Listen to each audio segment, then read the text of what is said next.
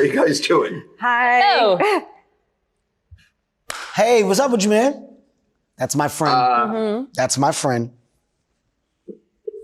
That's my friend. Are you friends? Right. Yes, and there's not a project that I've done I have not talked to him. Collider and I are very close.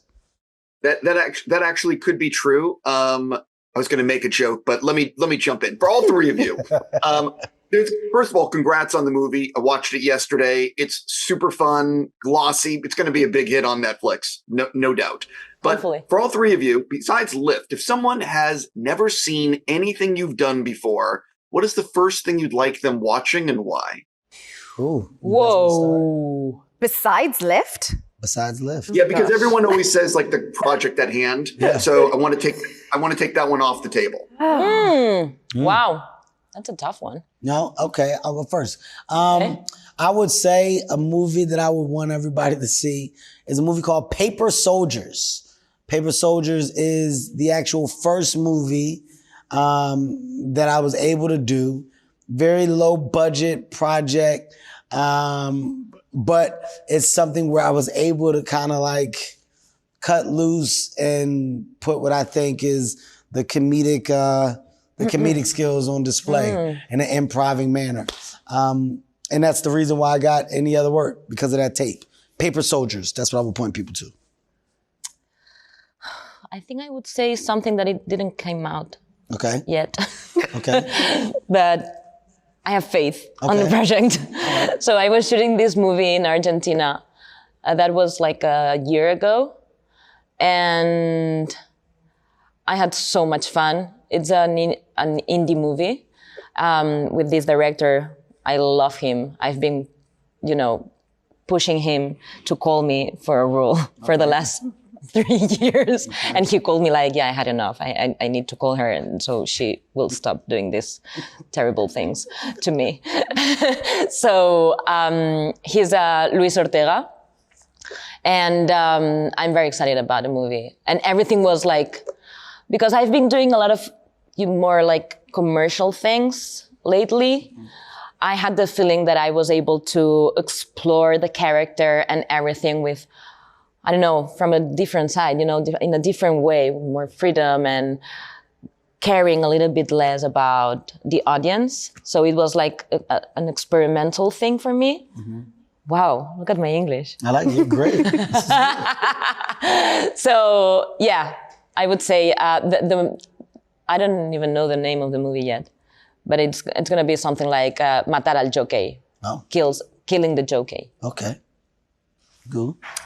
I'd probably say Beyond the Lights, that I got to do with Gina Prince Bythewood, just because it was such a huge arc of a character and it was such a great relationship working with her.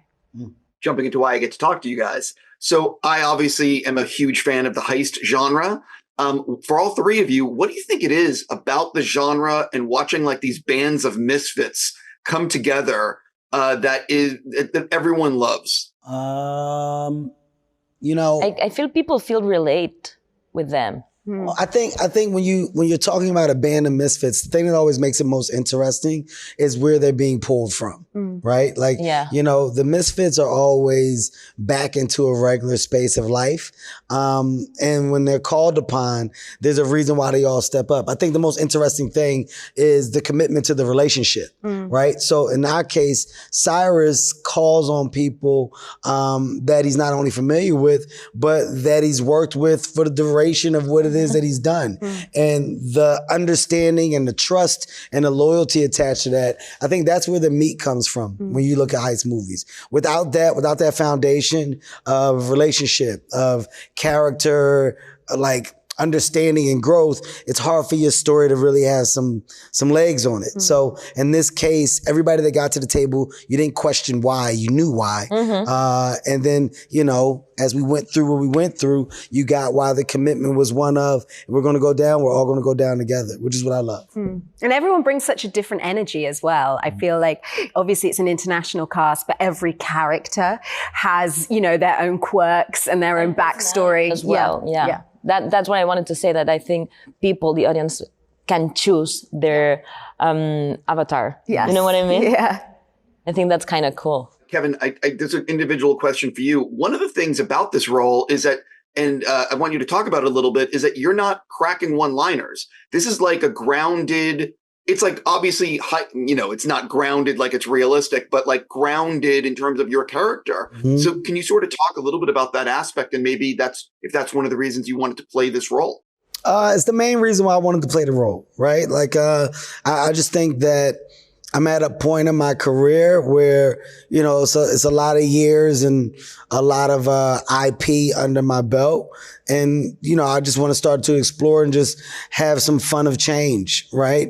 And find new levels of talent that I can put on display for my fan base that I have. And for those that may not be aware, maybe this is a way for them to become aware. If you don't find a new, then things can get redundant and, I think you can get bored. So always finding a reason to get up and get excited has always been a priority. This project got me excited, to be the straight guy, to a certain degree, but still have some charm, right? It's not trying to go and do it to where it's completely left field. I think Cyrus is the mastermind of it all, but there's a nice charm and cadence that he has, and how he talks and deals with people that I felt was real grounded and nice. On that note, as I said, it's going to be a big hit for you guys. Good luck with the rest of your speed dating. It's going to be a big hit because I always talk to you. You're my good luck charm. Thank you, Collider. I appreciate you, man. Thank you.